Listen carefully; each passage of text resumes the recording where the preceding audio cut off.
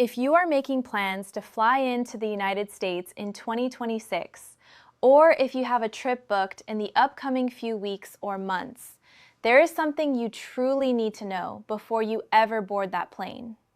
The airport experience for international visitors has changed significantly, and I am not talking about longer lines or renovated terminal layouts. I am talking about what U.S. Customs and Border Protection, the agency most people know as CBP, is actually scrutinizing when you land. New technology, new regulations, expanded authority, and a noticeably different enforcement atmosphere mean that the process of entering the United States is more detailed, more data-intensive, and in some cases, more demanding than it has ever been.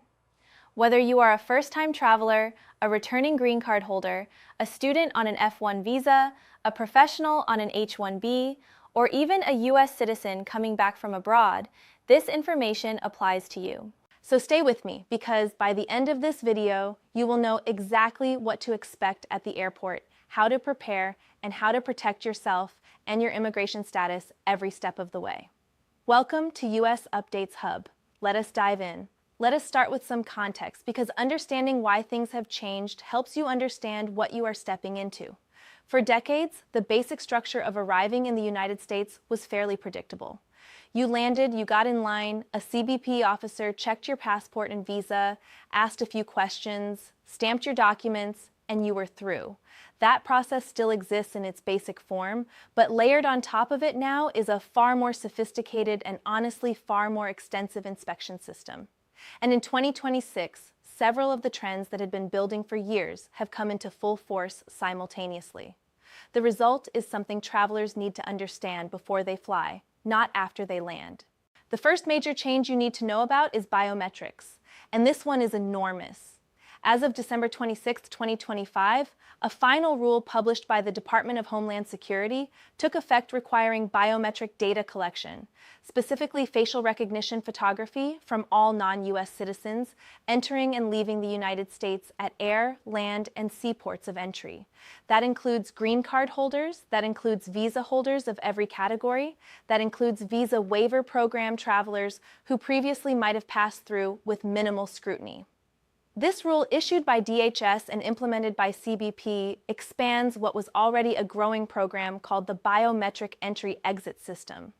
What this means in practice is that when you approach a CBP inspection booth or walk through a modern processing lane at an international airport, your face is being captured and compared in real time against the government's database of passport photos, visa photos, and immigration application images.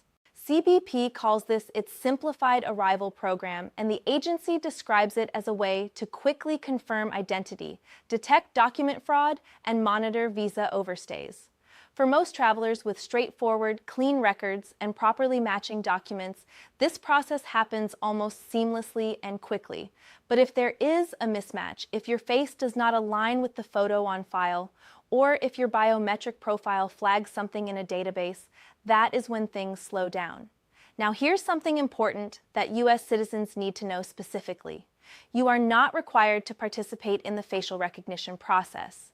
U.S. citizens can opt out of the biometric program and go through a manual inspection instead.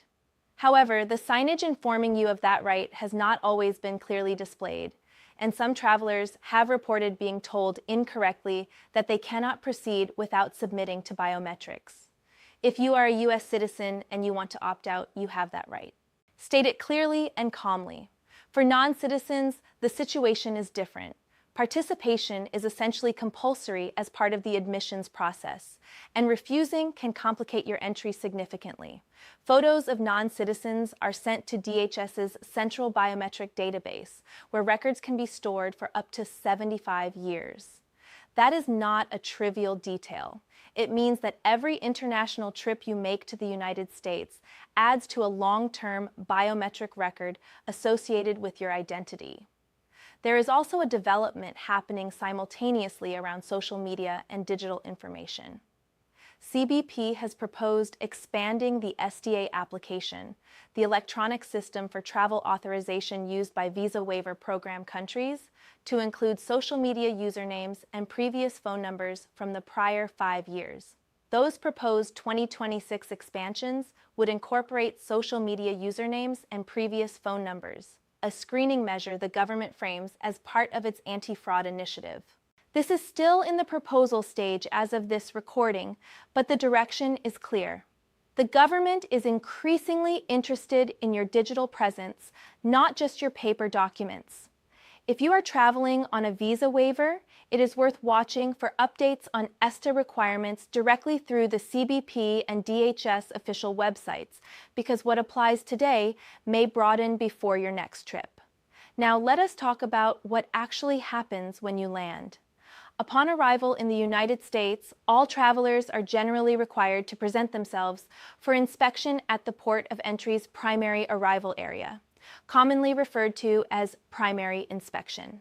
At primary, CBP officers generally inspect all travelers seeking entry to determine their identity, their citizenship, their eligibility to enter the United States, whether any goods in their possession or control are prohibited or subject to duty, and to identify violations of law that CBP enforces or administers.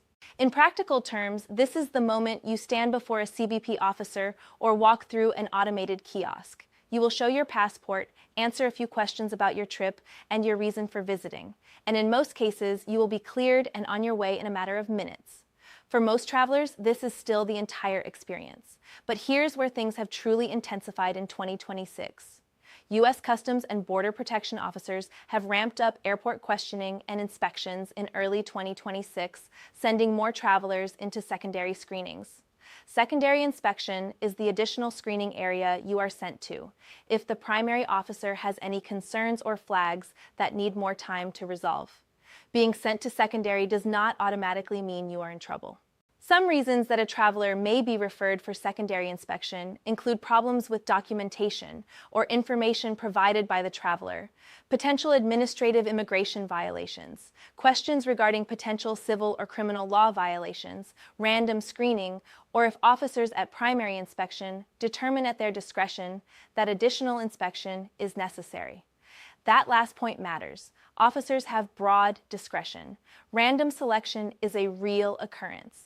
Even travelers with flawless records can end up in secondary occasionally. What happens in secondary inspection is crucial to understand.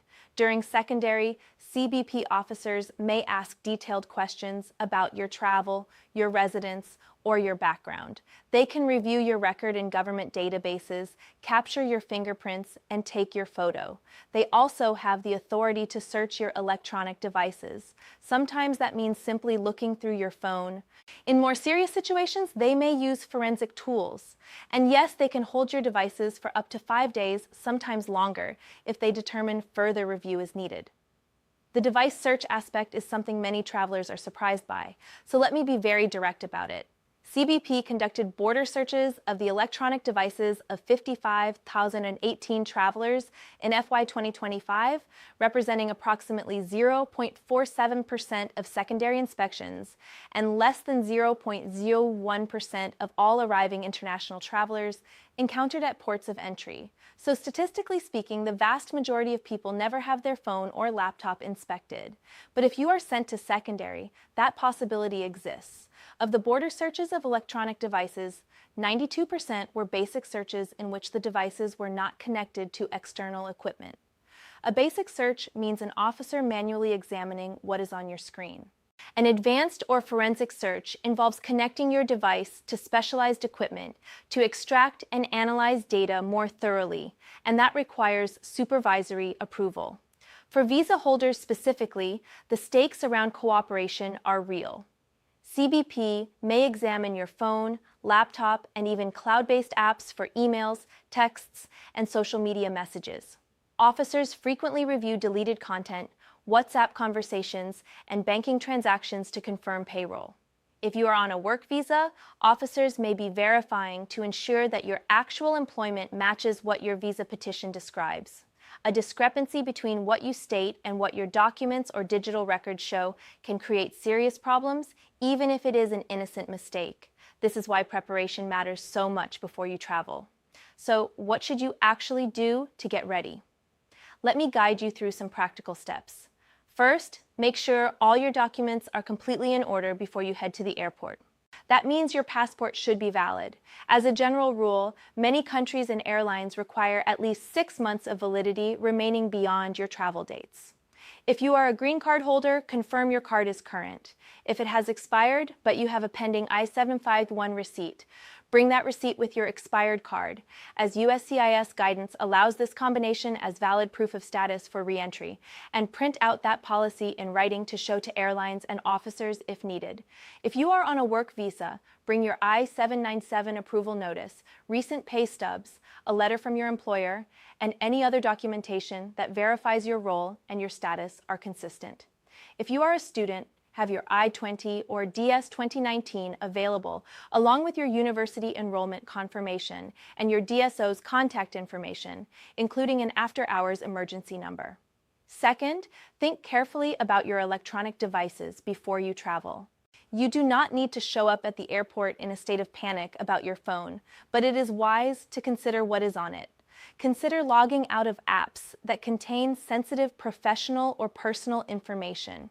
If you want to reduce exposure during a potential search, if you travel frequently internationally for work purposes, some travelers and legal advisors suggest using a dedicated travel device with minimal personal data. If your device is searched, request a property receipt, which is CBP Form 6051D, and write down the officer's name and badge number. Confirm the device is in airplane mode so they cannot access cloud accounts remotely. Those steps can make a meaningful difference if you need to follow up afterward. Third, know what to say and what not to say when you are speaking with a CBP officer. This is not about being evasive. It is about being clear, honest, and calm. Answer the questions you are asked directly and briefly. If asked about your purpose of travel, give an honest, straightforward answer. If asked about your employment or your plans in the United States, give responses that are consistent with your visa category. Do not offer unnecessary information, but never lie or misrepresent anything to a federal officer. The consequences of misrepresentation at the border are severe and long-lasting. One additional note, marijuana and other cannabis products that may be legal in some U.S. states are still banned under federal law. Since all U.S. ports of entry operate under federal jurisdiction, carrying cannabis or admitting recent use can result in serious complications, including denial of entry. Fourth, if you are a green card holder, recognize that your rights at the border are significant but not unlimited. You cannot be refused re-entry without formal removal proceedings, but you can be detained and questioned. And in serious situations, such as extended absences abroad that raise concerns about abandonment of residency, CBP may challenge your status. One matter to be especially careful about during secondary inspection. There is a chance that you could be presented with a form, the Record of Abandonment of Lawful Permanent Resident Status. Signing this form means telling the government that you are voluntarily giving up your green card. Do not sign any form you do not understand, and do not sign under pressure without asking for legal counsel first. You have the right to ask to contact an attorney, even if CBP is not required to allow that access during initial inspection. Make the request on the record. Now, let me address something that has been generating conversation in 2026. There have been reports of heightened enforcement and a visible increase in secondary inspections, particularly impacting certain nationalities and travelers with even minor historical immigration issues. The trend reflects a broader enforcement shift after executive actions expanded CBP and ICE authority, enabling what officials and advocates describe as tactics with visa cancellations or green card challenges carried out at the point of entry for suspected violations, including older ones. This is a real change in the enforcement environment.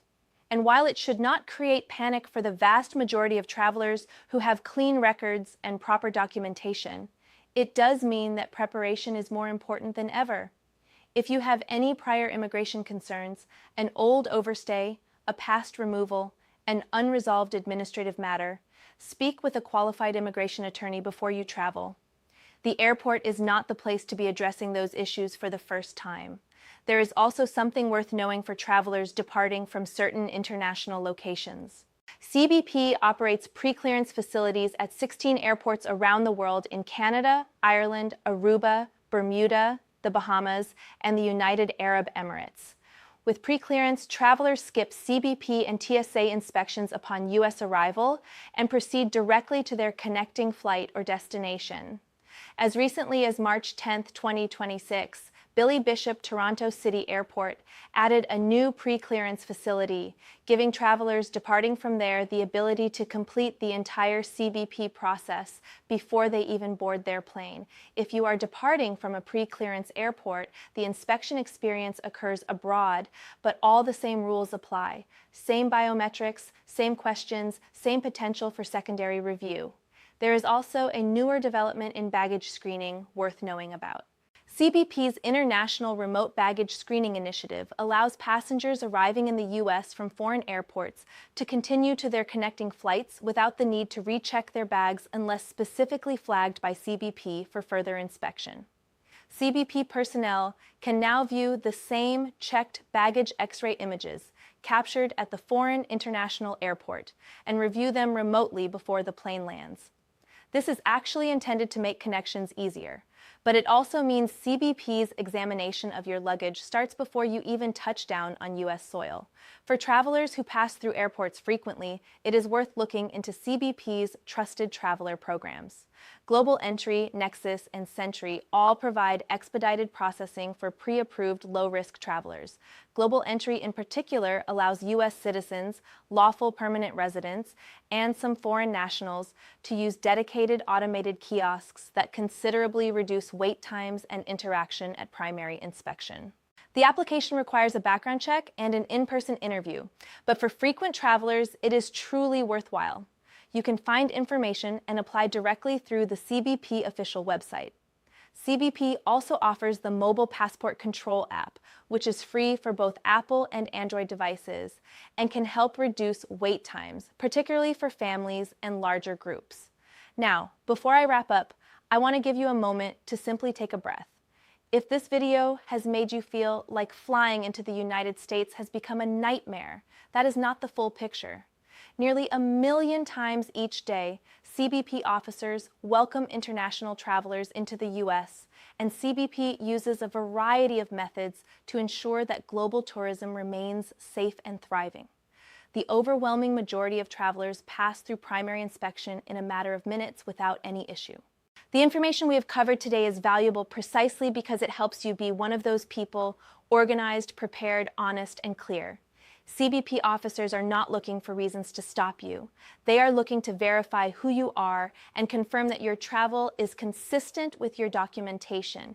Give them that confirmation confidently and calmly, and you will be on your way. Before I go, a brief and important reminder. Immigration policy in the United States can and does change, sometimes rapidly. Everything shared in this video is based on information available as of April 16, 2026, drawn from CBP, DHS, and USCIS official sources and reporting from credible outlets. But policies, procedures, and enforcement priorities can shift. Please always verify your specific situation with official sources. CBP at cbp.gov, USCIS at uscis.gov, and DHS at dhs.gov. And if you have complex immigration circumstances, please consult a qualified immigration attorney before you travel. Nothing in this video is legal advice, and nothing here replaces professional guidance tailored to your specific case. If this video helped you feel more informed and more prepared, please give it a like. It helps more people find this information when they need it most. Share it with a friend or family member who has a trip coming up. Subscribe to US Updates Hub so you never miss an update on the policies and changes that impact your life and your travel. And check the video description below, where you will find links to official CBP guidance, the Mobile Passport Control app, information on global entry enrollment, and more. We will be right here every time the rules change or a new development arises that you need to know about. Safe travels, stay informed, and take care of yourselves. We will see you in the next one.